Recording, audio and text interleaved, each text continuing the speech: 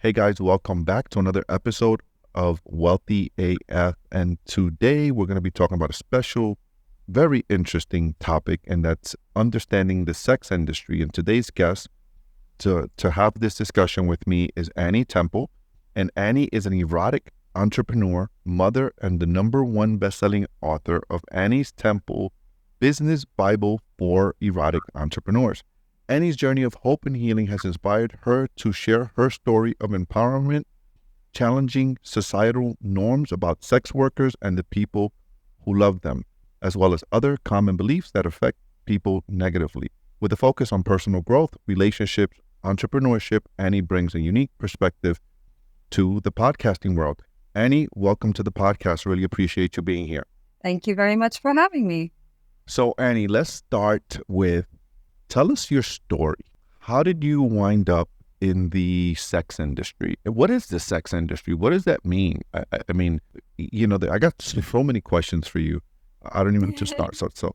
Well, the sex industry is really, it depends on who you ask. There are a lot of people who work in the sex industry, or some people prefer to call it the adult entertainment industry, but don't like to refer to themselves as sex industry workers or sex workers, even though other people who maybe aren't in the industry or even are in the industry would consider them to be sex workers. So it's a bit of a contentious issue, and I can go into that a little more after I tell you a bit about me. But so I was raised kind of poor in a smaller town, and when I was 22 years old, I moved to the big city, and I struggled. I really struggled financially. I was working in a retail job for minimum wage, which was $7 an hour at the time. This was 1996.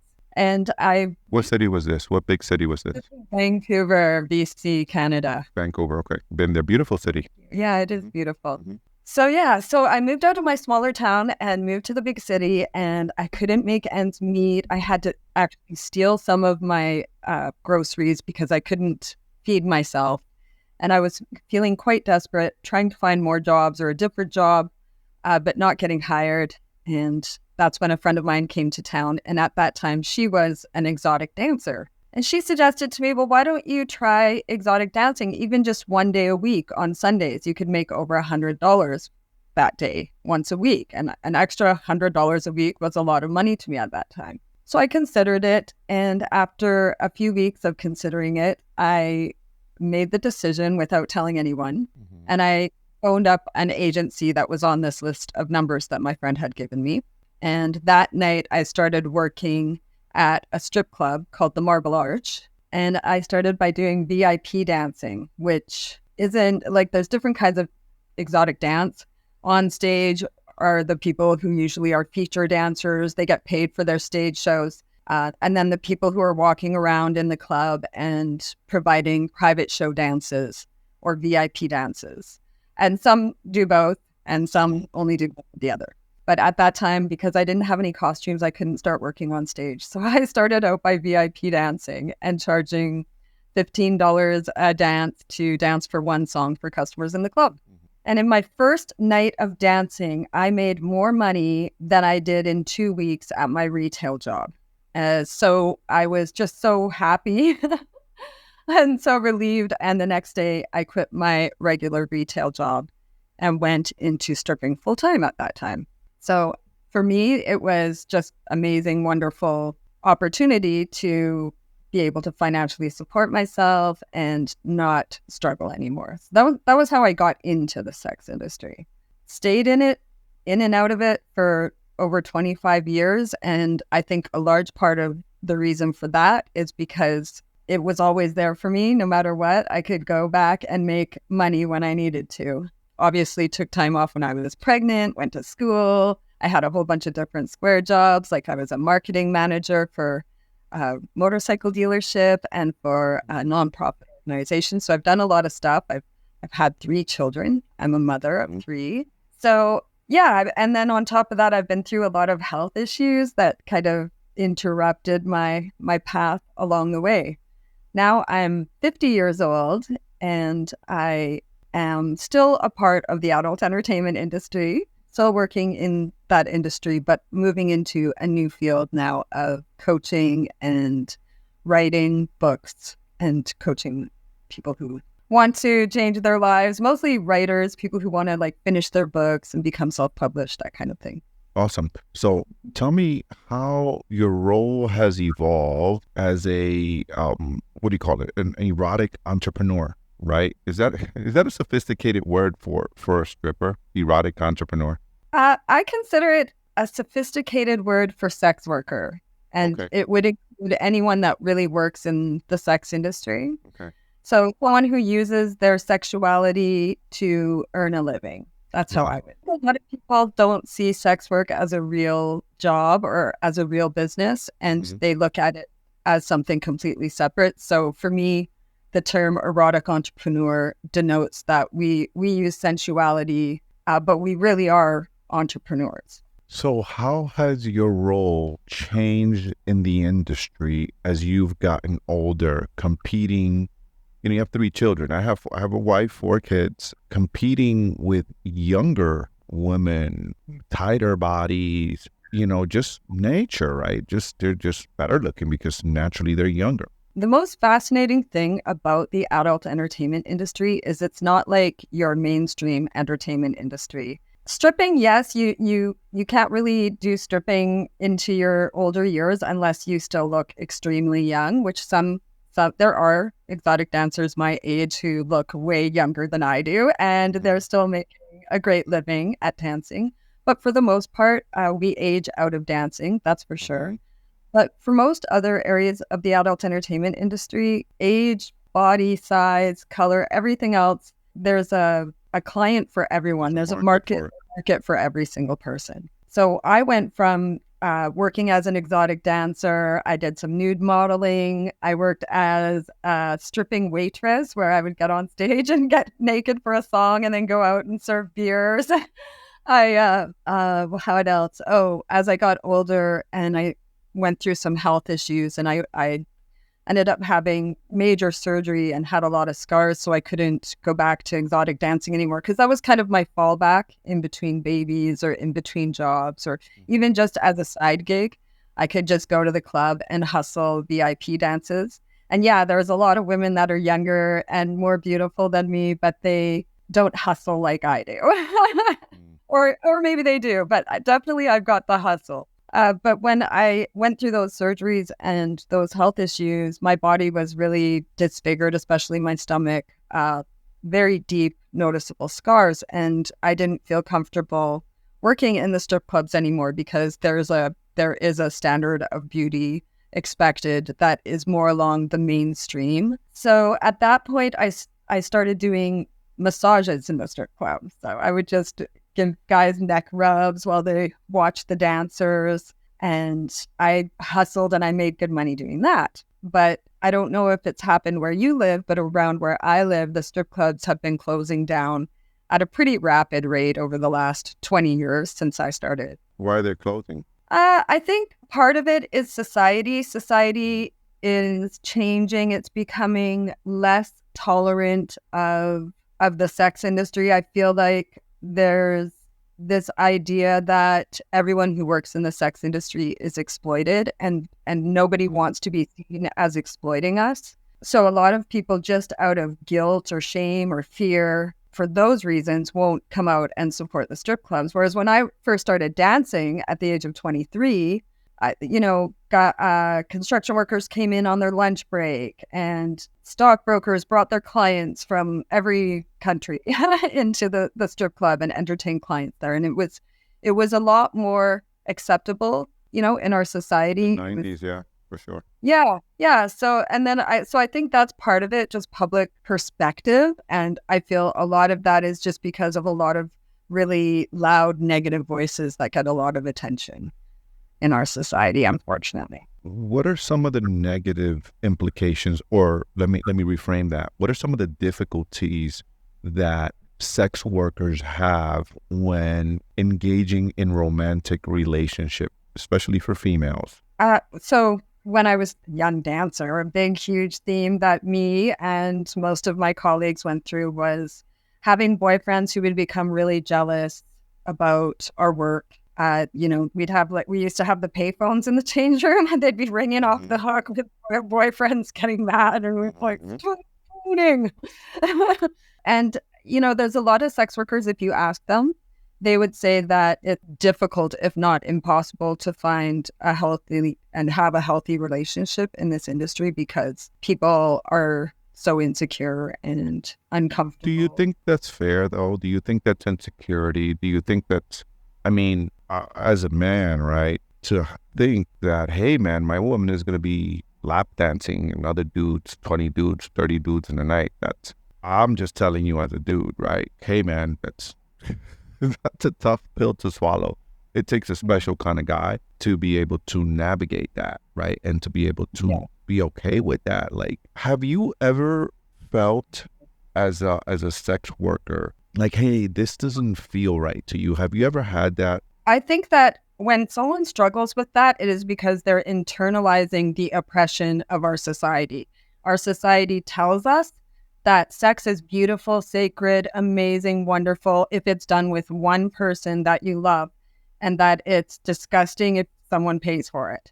And it makes no sense, because then you're saying that all of these people who are not accessing intimacy, not getting sensual or intimate services, aren't deserving of it, and they're disgusting if they have to or they want to pay for it. To me, it doesn't make sense. And to your earlier comment about like being a guy and knowing that your girl's doing lap dances for other men, I think a lot of that comes from this idea in our society that we own our partners, and so it's like someone's violating our property, and that's a perspective. That's a perspective. Yeah. Certainly, Yeah, it's a perspective. that's something that I've been able to kind of decondition that belief in myself. And I fortunately met a partner that doesn't feel that way as well. He doesn't feel like he has that power, that control, or even want that over me. He just wants me to be happy. And since working in the adult entertainment industry makes me happy, and it's something that I can do and still make a really decent living as someone who is disabled and as someone who is a mother, the fact that I'm not like breaking my back for 40 hours a week at a job that's way more draining and difficult and life-sucking and pays me shit money compared to what I get paid as an adult entertainer, he just wants me to be happy. And he doesn't view it as sharing or someone moving in on his property or his. Well, you view it as so that's a perspective, right? Mm-hmm. Property.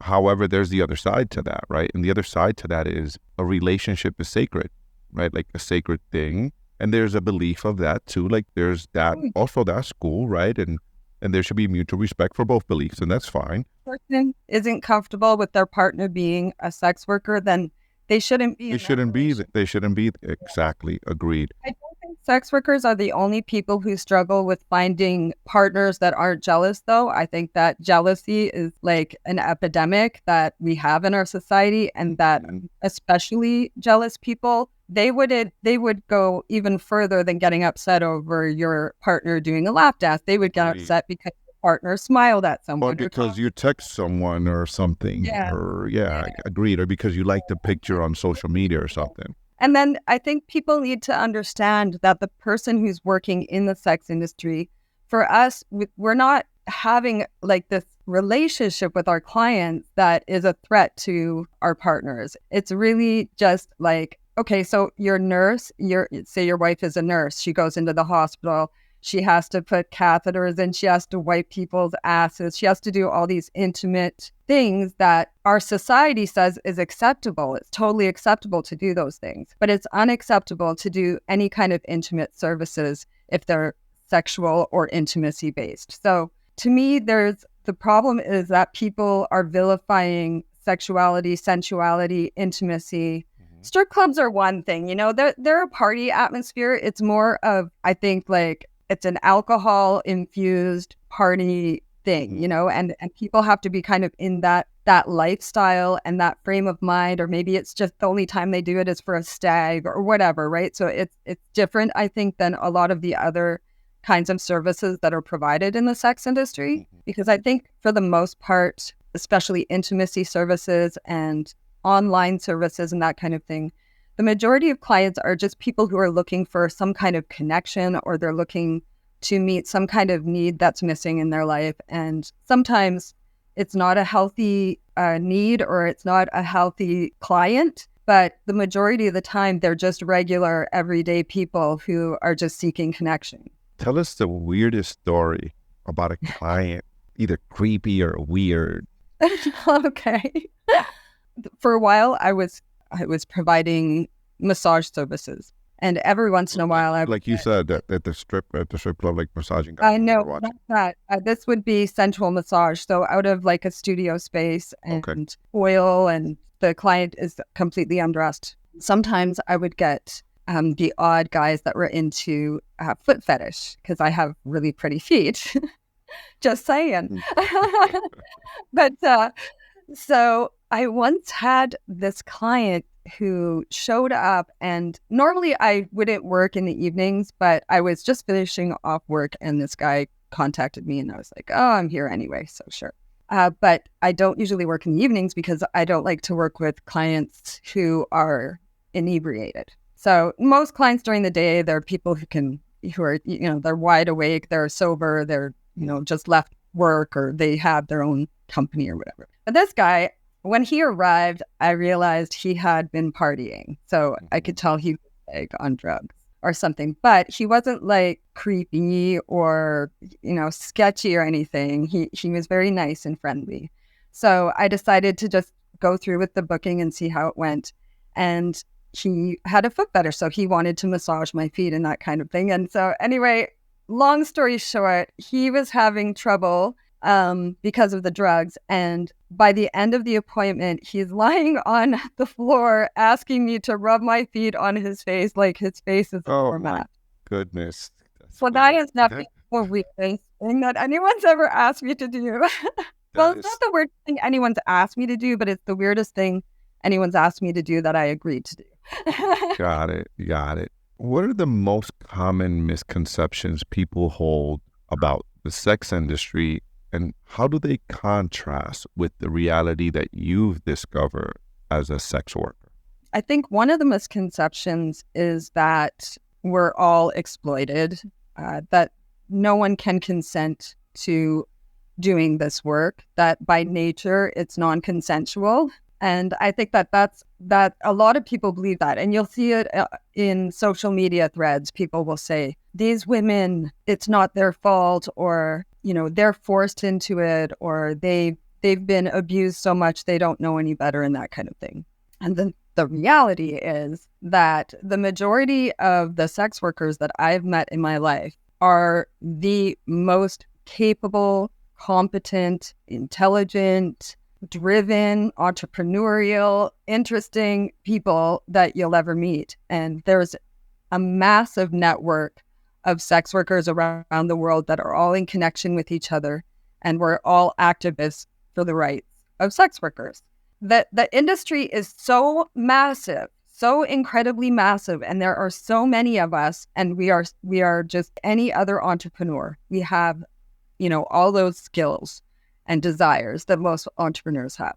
We like to work for ourselves. We like to be in control of our work. We like to make good money, and we're not these exploited, degraded people that people make us out to be. Now, if you're talking about sex workers who are exploited or who have been exploited, and you're speaking about trafficking or that kind of thing. But there is a version of that.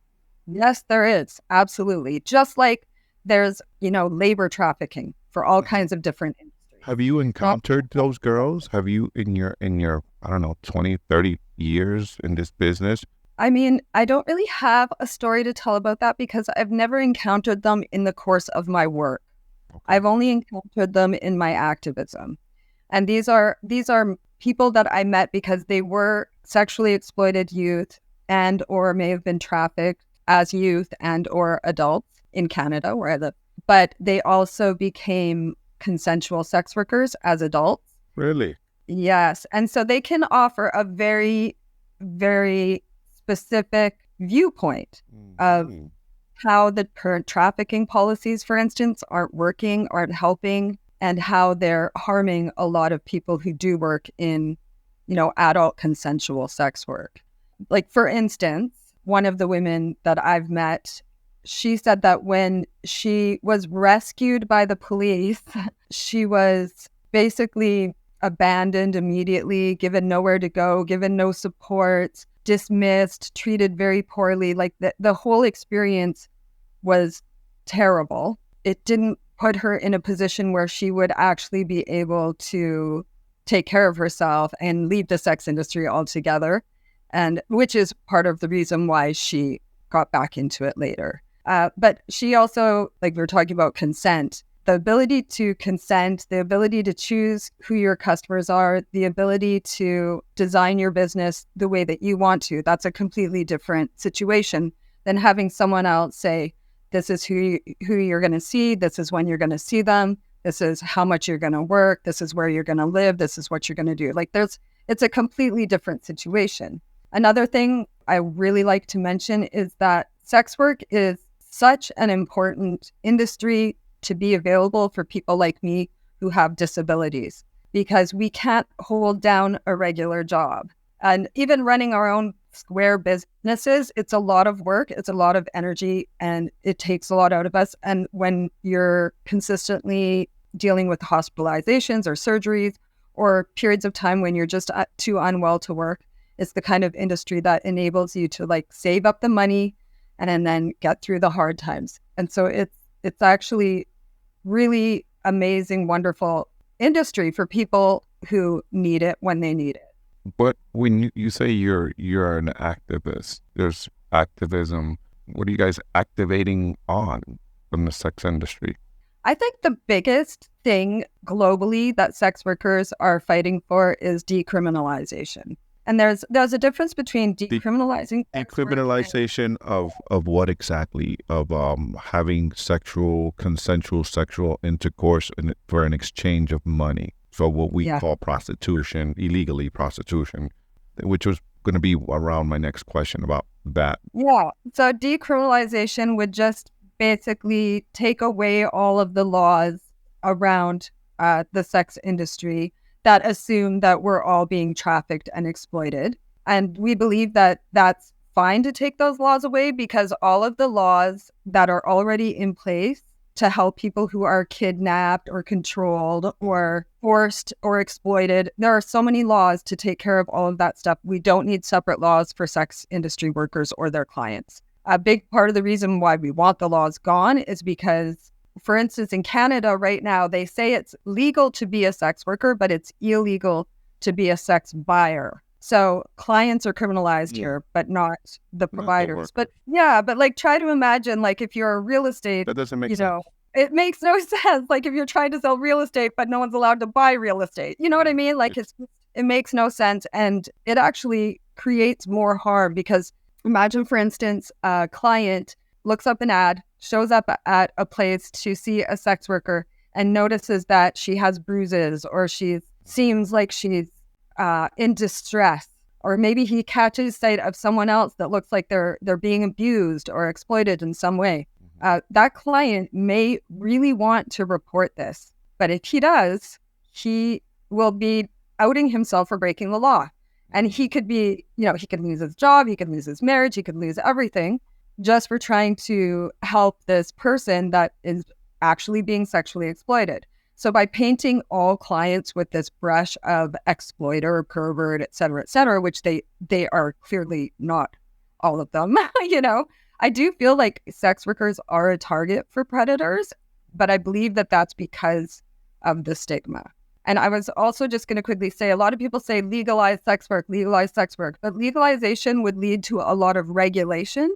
And I feel like, yeah, sure, like some regulation is necessary, but I feel like that regulation should come from within our industries. And if they understood the capacity that sex workers have to totally run and manage our own industries without needing help from other organizations or the government, they would be amazed because we're very organized. In your ideal world, as a sex worker, how would it look? Like, you're an activist for the sex worker community.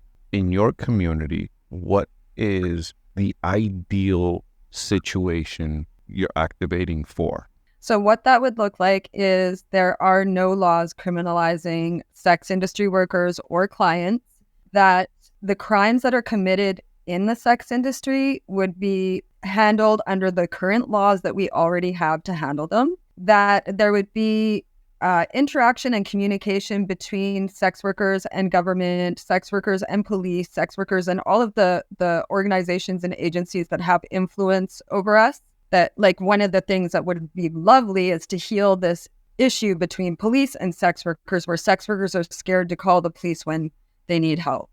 That's something that would be amazing to heal that. And then self-regulation within our industry, I feel like it would be really cool. And we almost have everything in place to do it, to create a certification system to teach people how to manage their sex work businesses in an ethical. Is there a certification now for it? We have everything ready to go. We're just trying to come up with the funds to create this system.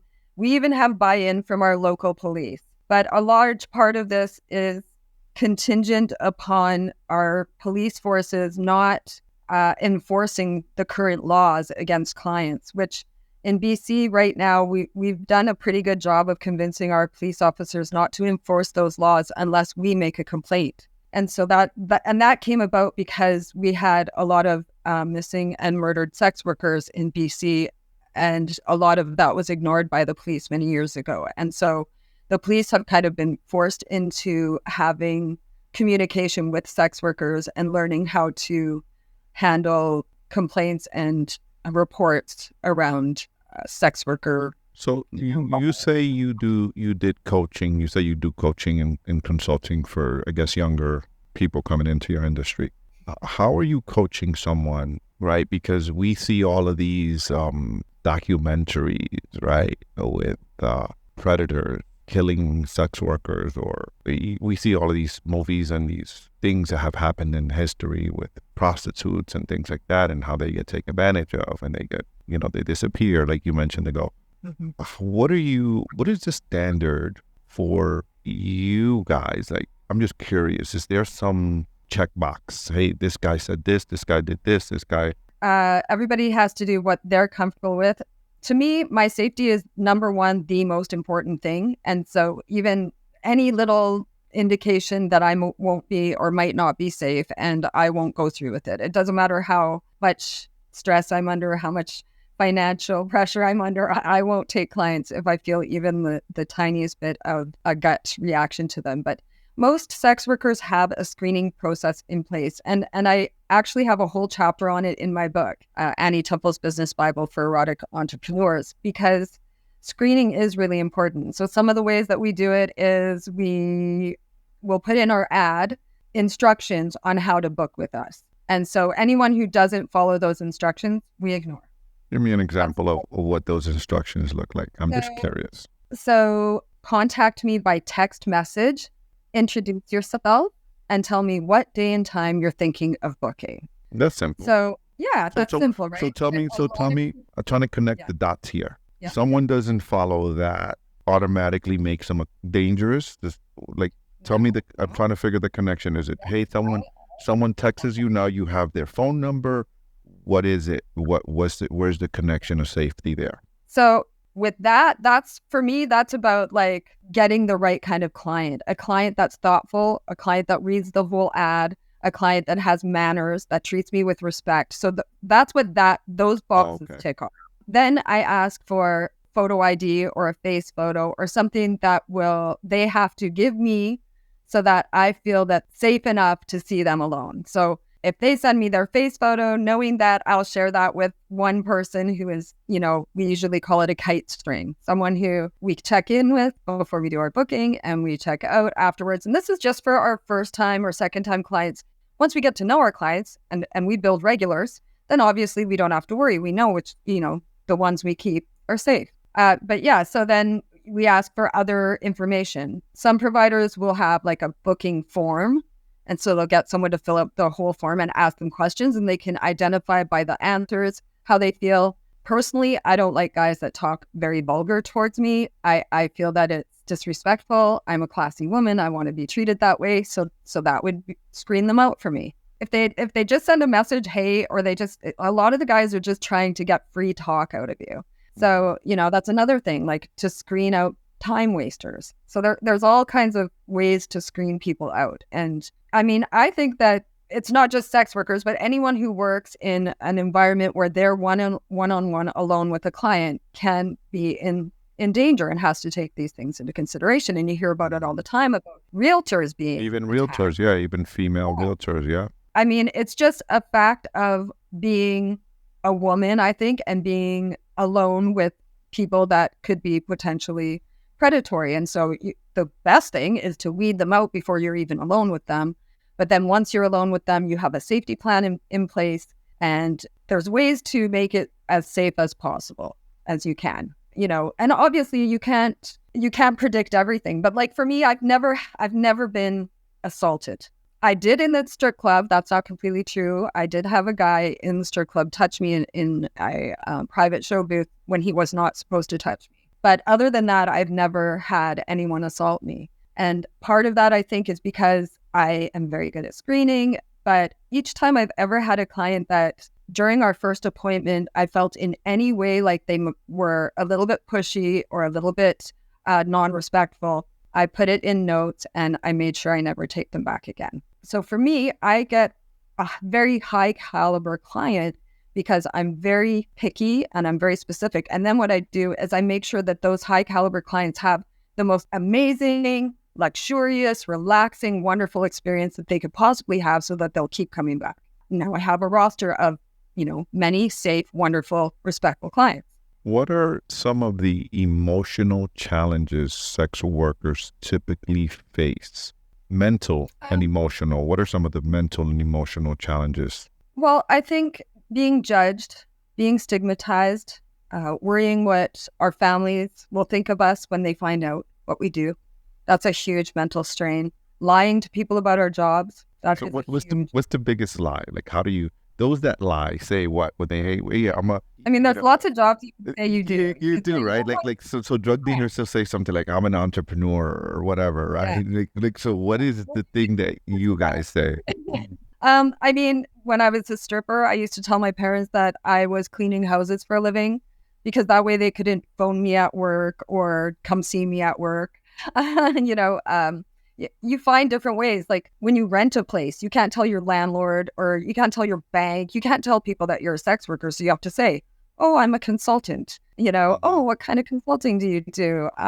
Entertainment consultant or marketing consultant or promotional consultant. I mean, some people say they're actors, which is really true, especially for dancers. There's a lot of it is a big act that you're putting on to create this fantasy for your client. So yeah, it depends on who you are, what you say. You can make up a lot of stuff. How can we create a more respectful and understanding dialogue about sex work, right? So one of the reasons I wanted to have you on the podcast is because, I'm in the business world and you're in the business world and it's different world, right? But, I don't even go to strip clubs. I think I was in my 20s, early 20s last time I went to a strip club. It's just not my thing. It's just, I've been married 22 years now in a couple of weeks here.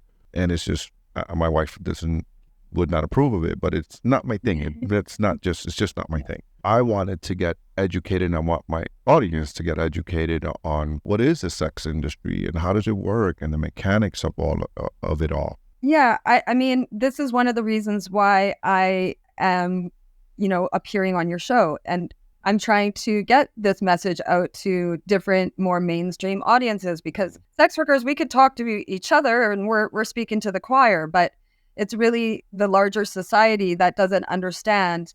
And because there's so much shame and so much stigma around just sex, never mind sex work and sex industry, these conversations, it is difficult for them to take place. So it takes, I think, brave people like you and me and people who are willing to have these conversations willing to have them respectfully, because that's another problem. This is such a contentious issue. So, I could be facing someone who has very strong opinions about sex work, and they might really oppose the whole industry. And then this conversation could be really hostile.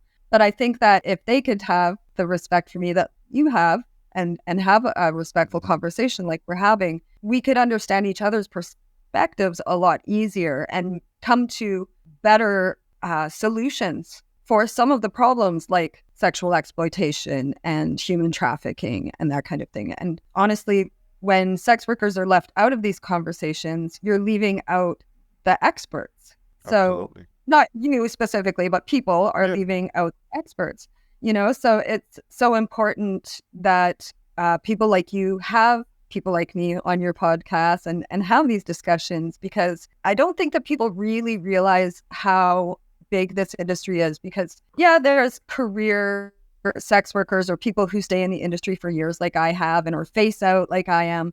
But we're very few and far between it. And the majority of people who work in this industry do it as a side gig. They don't tell anyone. They're people they're your neighbors, they're your babysitter, they're the person that you buy your coffee from, they're your buddy's wife. Like there's so many people, but they don't tell you because of the stigma. But you probably know several of them just in your life. That's how many of us there are. And it's just like, it's really sad that like one of my biggest fears as a mother was that if any of my children's friends' mothers or parents found out about my work in the adult entertainment industry, that my children wouldn't be able to hang out with their children, or that there would be this trickle down effect of stigma where they would be concerned about their children being with my children. I think that's very real. That's very real, Irene. That's a legit concern. I feel sad about that because motherhood is like my first job. It's my most important job. My children are my number one priority, and sex work is what I do so that I can make my children my number one priority. It's just a job. It's not me as a mother. It has nothing to do with me as a mother. What it does have to do with me as a mother is I've taught my children and brought my children up to be non-judgmental, tolerant, loving, caring, listen to people, challenge their own stereotypes, challenge their own ideas and stigma about other people in society. And my children are turning out to be really wonderful, amazing children. Two of them are adults now. We're very close. They love me. They accept me. They never rejected me, even though I spent years worrying that they might. So it's all worked out really well. And I feel like I did it. I did well. You don't know until you're starting to come to the end of those childhood years, whether you're a good parent or not. But I can say, because of the people that my children are as adults, that I've done a good job as a mother. So any of the parents that would be concerned about letting their children hang out with mine, their concerns are, they don't have to worry about it. I'm a mom just like any other mother. 100%, 100%. So you said a moment ago that sometimes these conversations could go very, left, right? People have no beliefs. And I like to think I'm very open-minded, and I like to hear all perspectives and all points of views.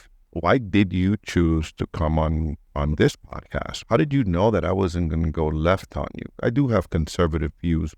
Naturally, I have more conservative views, but I respect people. Well, how did you know that this wasn't going to go there? Honestly, I was just willing to take the risk because I've gotten really good at managing my reaction to people. So let's say you did kind of go off on me. I'd be able to handle it. I'd be able to handle it. And it's because I know that our views are coming from our different experiences. But you might be surprised to know that I have very conservative views as well. And there are conservative sex workers. Yeah. We do exist. And it's frustrating for conservative sex workers that the conservative political figures out there don't listen to us, because we deserve to have a voice. But there are conservatives out there. We exist. I mean, I'm more middle of the road than conservative because of this issue in particular, But I am more middle too. I'm middle. I tend to lean middle right. It's more. But I am middle. I am a registered, literally, registered independent. Nice. So my final question for you, Annie, is there anything that you didn't share that you should have shared or that you should share that we didn't talk about that would bring a tremendous amount of value to the audience and the listeners and myself? I feel like my biggest dream is for people to question their own feelings and negative belief systems around sex and the sex industry, and to open their minds to the idea that we really are just working at a job that many of us actually enjoy with wonderful, beautiful human beings as clients, and that is possible. It happens for most of us. And even though I think the majority of society is in denial about it, if they spent a couple hours in my stilettos, they would see that we're really exactly the same. We're all really exactly the same. We're just doing the best that we can with what we've got to get through and succeed in our lives. I love that you said that. That's something in the coaching world we use. We're all doing the best we can with the resources that we have. All of us are, especially when we think of it's one of the things we use when we're thinking about our childhood traumas and our parents. And a lot of us are like, oh, my mom did this and my dad did this and we all tend to forget, like, hey, they did the best they could with the resources that they had at the time. And it's just relieving. It's freeing when you actually just give yourself that freedom that, hey, people are doing the best they can with the resources that they have, especially our parents, allows us to let go of things. Annie, thank you so much for coming on. It really has been a pleasure to have this conversation. Learned a lot from you. If people wanted to connect with you, maybe wanted to get your book, where do they find you? How do they follow you? Are you on social? How do people connect with you? My website is annietemple.com. If you go to my link tree, which is connected to my website, I have all of my socials connected there. Perfect. And I mean, different people are into different things. Like, Twitter is kind of more of my adult entertainment personality, whereas Facebook, Instagram, I focus more on my coaching. But Twitter is where my sex worker community is. So that's where we joke around a lot. Got it. Annie, thank you so much for coming on, sharing, educating me and educating the audience on your experience and just the perspective and just the mindset around, I really learned a lot, just the mindset around the sex worker industry and how you view it. And, you're a human being just like the rest of us. Yeah. Thank you so much for having me. So thank I've loved it. It's been great. Really good question. Yeah, thank you for coming on, my dear.